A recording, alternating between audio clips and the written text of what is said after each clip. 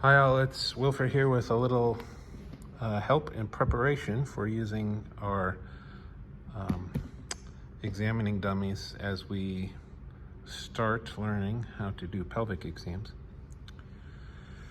Of course, the first thing we're going to do in any physical examination is just inspect. And as it turns out, we'll need to do that here with spreading the labium to get a good look at the labium minora and the side walls of the vagina. So first it's a look with spreading the labium. But I wanted to mention that as it comes time to do palpation with the gloved hand, you're first going to put some pressure directed superiorly against the perineum, either with the whole hand or with the examining finger. This lets the muscles around the vagina a chance to constrict and then relax. So if there is a pain syndrome or a history of anxiety or a history of trauma, this doesn't go the easiest for all of the patients. And so a bit of pressure on the outside of the body directed superiorly allows those muscles to tense and relax in response to pressure. So we're gonna go push and then tipping in. Now I've still got pressure applied, but as I rotate my finger, instead of being directed superiorly, that pressure becomes directed posteriorly to this portion of the perineum, which is called the posterior fourchette.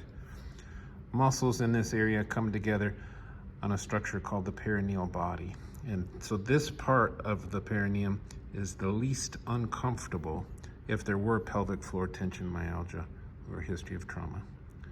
Pressure that you then tip in so that it's directed posteriorly.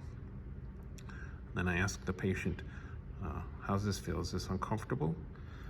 Before rotating up, and now my pressure is directed anteriorly.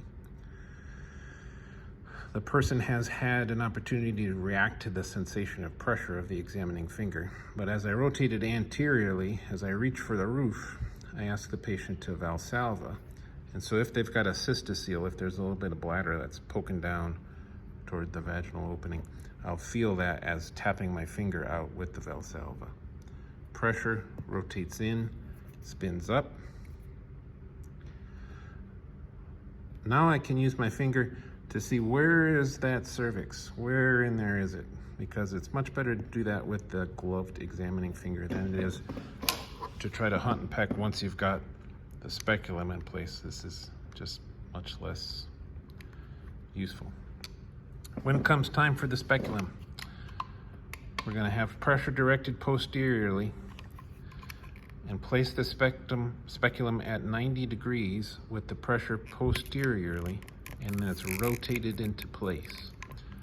The point here is to not be scraping against the tender spot, which is anteriorly, but instead have the pressure down here and spun.